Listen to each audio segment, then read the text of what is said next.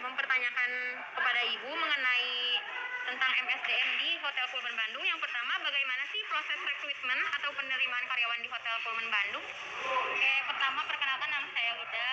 Saya sebagai manajer HRD di Hotel Pullman. Untuk proses rekrutmen sendiri itu yang pertama kita kalau misalnya ada job vacancy available, kita posting melalui media online, melalui elektronik, melalui newspaper gitu. Nanti begitu ada kandidat masuk, kita proses CV-nya, kita proses interview. Yang pertama ada interview melalui user. Apabila user udah oke, nanti kita lanjut ke jenjang kedua yaitu psikotes. Psikotes sendiri itu memakan waktu 3-4 jam, mencakup semua aspek, semua bidang. Nanti setelah lolos di bagian psikotes, begitu kandidat oke, baru nanti kita proses lebih lanjut ke interview HRD. Di interview HRD baru nanti di situ untuk negosiasi dan offering job letter. Yang kedua, adakah syarat khusus untuk menjadi karyawan di Hotel Pullman Bandung? Tergantung dari posisi yang dibutuhkan. Kalau misalnya posisinya level supervisor ke atas, itu biasanya kita requirementnya itu harus memiliki experience di bidang yang sama selama berapa tahun. Tapi kalau misalnya di level masih level staff, officer sampai senior officer, itu kita masih terima posisi fresh graduate. Yang penting anaknya mau belajar, terus anaknya punya motivasi tinggi gitu. Iya, berarti harus punya motivasi tinggi ya. Terus indikator apa saja sih yang diterapkan di Hotel Pullman Bandung? Indikator untuk penilaian. Ya, untuk jenjang karir karyawan agar dapat mengalami peningkatan. Tentunya kita di Pullman ada performance review itu 2 kali dalam setahun. Dari performance review itu nanti kita nilai apakah staff tersebut layak untuk mendapatkan assessment. Apabila misalnya staffnya layak, maka kita propose untuk assessment, entah itu untuk kenaikan salary atau misalnya kenaikan jabatan. Seperti itu ya, Bu. Pertanyaan selanjutnya, bagaimana pemberian kompensasi karyawan di perusahaan Hotel Pullman Bandung? Untuk kompensasi sendiri kita ada macam-macam ya, ada misalnya asuransi kesehatan, asuransi ketenagakerjaan. Untuk asuransi kesehatan kita ada BPJS kesehatan dan asuransi dari swasta juga. Untuk BPJS ketenagakerjaan itu untuk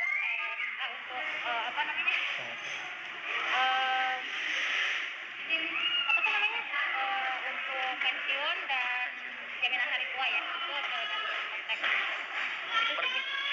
Pertanyaan selanjutnya, bentuk kompensasi apa yang diberikan kepada karyawan? Kompensasi. Bentuk kompensasi seperti uang, apa cuti, seperti apa? Kalau cuti sih kita ada untuk karyawan yang udah 1 tahun ke atas itu dapat cuti 12 hari per tahun. Baik. Ibu, bagaimana cara penilaian kinerja dari pegawai Pullman Hotel? Yang pertama yang kita nilai itu kemauan untuk mengembangkan diri, baik itu dalam proses training ataupun dalam proses pembelajaran, terus untuk motivasi diri sama disiplin yang tinggi. Bisa diceritakan bagaimana standar kinerja yang dijalankan dari Hotel Pullman? Standar kinerjanya gimana ya? Jadi karyawan seperti karyawan kinerjanya kayak gitu. Tentunya kalau misalnya karyawan, kita perlu karyawan yang punya inisiatif tinggi sama motivasi untuk mengembangkan diri juga gitu. Kalau misalnya selama beberapa periode staff tersebut tidak ada perkembangan, ya kita lakukan coaching. Oke Ibu, untuk pertanyaan selanjutnya, saja pelatihan yang dilaksanakan oleh perusahaan yang Ibu pegang? Pelatihan tentunya pelatihan sistem, pelatihan soft skill, sama pelatihan itu aja sih, sistem sama soft skill sih banyaknya. Terus untuk pertanyaan yang terakhir, adakah kendala saat perusahaan Ibu mengadakan acara pelatihan ini? Kendalanya karena sekarang lagi ada pandemi, jadi kita tidak bisa mengadakan proses training secara langsung. Jadi hanya bisa melalui online. Kita menggunakan aplikasi Zoom. Kalau menurut saya sih aplikasi Zoom lumayan efektif, cuman kurang maksimal untuk proses trainingnya sendiri. Karena kan kalau misalnya, terutama untuk sistem ya, kalau sistem kan kita perlu praktek langsung gitu, perlu guidance langsung dari trainernya. Ya.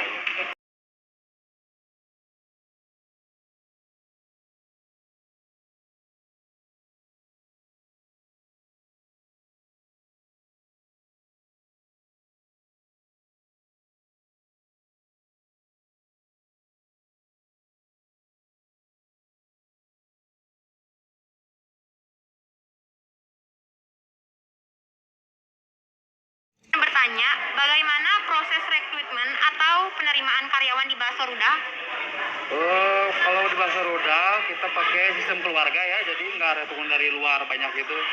Kalau ada keluarga yang misalkan udah di atas umur kerja, Ya. kemudian butuh ada lowongan, kita bisa memasukkannya gitu. Oh iya, begitu ya Pak. Adakah syarat khusus menjadi karyawan di Basoruda Pak? Sudah pasti ada kalau syarat-syaratnya mah ya, diutamakan orangnya jujur gitu ya. Iya. Jujur, berdedikasi gitu, pokoknya ingin berusaha untuk mencukupi kehidupannya gitu Iya. lah. Nah, Kemudian indikator apa saja yang diterapkan di Basoruda agar jenjang karir karyawan ini bisa mengalami peningkatan? untuk jenjang karirnya, karena di usaha bakso ya, usaha bakso itu kan terkenal dengan orang-orangnya yang super kuat gitu. Iya. Karena bekerja dari pagi sampai malam. Jadi kalau untuk indikatornya kita semakin lama ya makin bagus. Kemudian yang dipentingkan itu adalah kejujurannya. Gitu. Ini selanjutnya Ya. dari pertanyaan, bagaimana pemberian kompensasi karyawan di bakso rural? Kalau untuk kompensasi kita adakan, kalau kita nggak tiap bulan ya, tiap minggu gitu kita mah, tiap hari minggu. Jadi misalkan kalau dalam seminggu itu tembus target yang kita tetapkan, kita dapat kompensasi untuk di tempat itu gitu ya. Kita kan ada beberapa tempat, untuk tempat itu yang kalau tembus kita kasih 2% gitu dari omset bersihnya gitu ya. Bersihnya. Nah, Baik. Lalu selanjutnya ada bentuk kompensasi apa yang diberikan bakso rudal kepada karyawannya? kompensasinya ya, Bentuk ada berupa uang, ada berupa liburan gitu, liburan bersama. liburan. Contohnya kalau habis lebaran kan pasti ada jadwal untuk liburan bareng-bareng Cuti mana gitu ya. Oh ya. Lalu selanjutnya, bagaimana proses kesejahteraan karyawan yang sudah lama mengabdi? Apakah ada program penetapan karyawan? Kalau kita belum ada ya, kita levelnya masih di level UMKM, jadi masih mencoba menetapkan itu gitu ya. Belum ada karyawan tetap, karyawan magang belum ada gitu. Kalau paling ada yang tetap udah ada, cuma kalau misalkan lagi Beberapa kita doang? memanggil aja gitu. Oke. Kalau dipanggil datang gitu. Bapak, bagaimana cara penilaian kinerja dari pegawai Basoruda? Untuk penilaian kerja kita cek secara berkala ya Teh ya. Jadi kita kadang melakukan sidak kontrol kios-kios yang kita ada gitu. Kebersihannya bagaimana, terus pelayanan karyawannya bagaimana, seperti itu. Bapak bisa diceritakan bagaimana standar kinerja yang dijalankan dari Basoruda? Standar kinerjanya kita ya setiap hari ada absensi, kemudian standar kinerja yang umum aja Teh gimana lah ya. Apakah ada sistem evaluasi dari hasil penilaian kinerja dan bisa diceritakan prosesnya?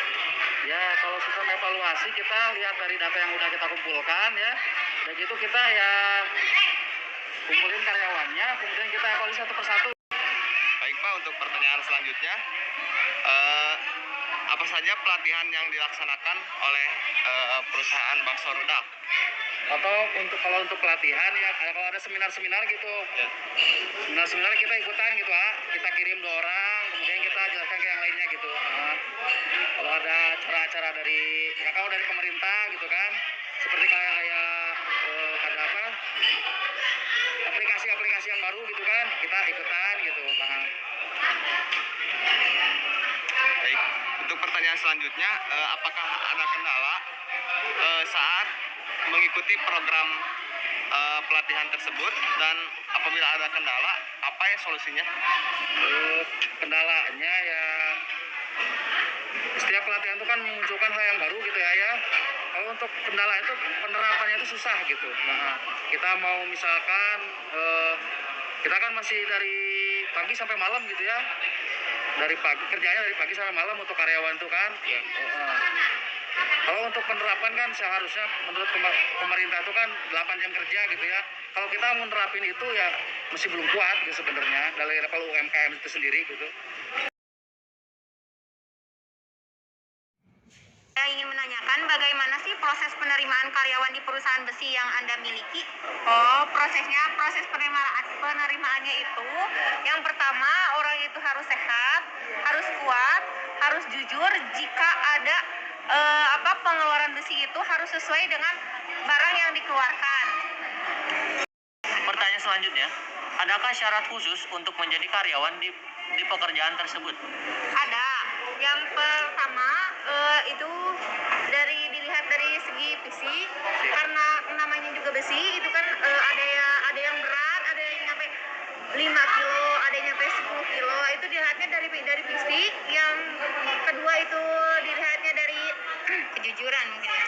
Mungkin dari kejujuran. Usia juga termasuk?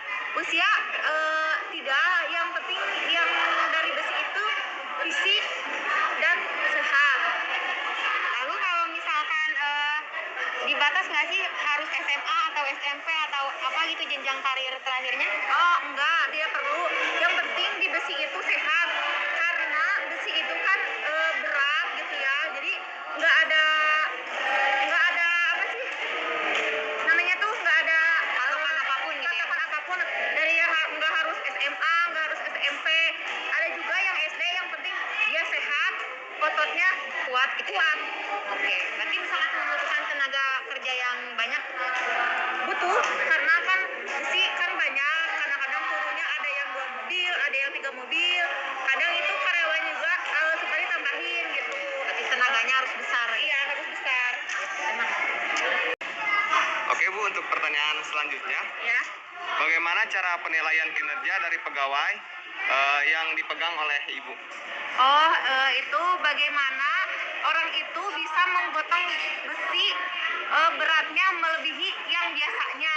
Soalnya besi itu kan banyak ya, ada yang besi tua, ada yang besi muda. Itu kalau yang besi tua beratnya itu benar-benar harus orang yang sudah bekerja lama. Jika ada orang misalnya bekerjanya baru 2 bulan, 3 bulan, ya itu nggak bakalan sanggup untuk mengangkat, karena itu juga ada alatnya untuk mengangkat besi ke mobil gitu. Berarti harus orang yang udah berpengalaman gitu ya? Orang yang udah berpengalaman dan orang yang kuat. Oh iya.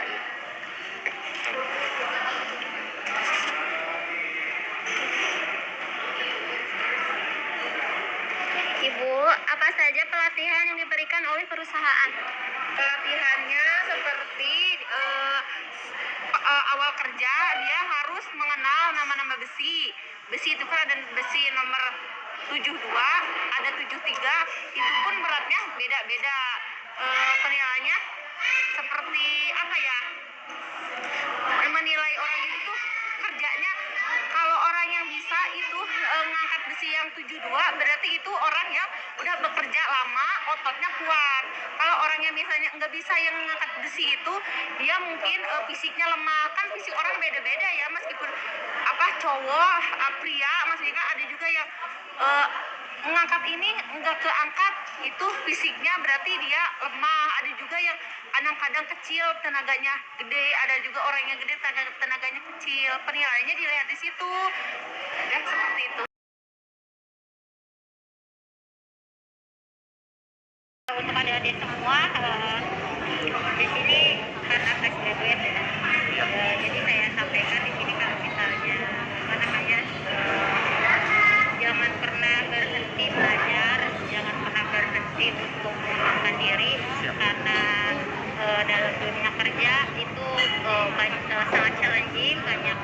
hal-hal yang perlu kita antisipasi sebelumnya gitu kan. Kalau misalnya kita sudah punya bekal yang cukup pada saat kuliah, semoga nanti kedepannya di saat anak-anak adik-adik semuanya masuk ke dunia kerja bisa lebih mantap. Semangat lah buat adik-adik semuanya, sukses selalu. Mudah-mudahan adik-adik kuliahnya sukses terus, semangat.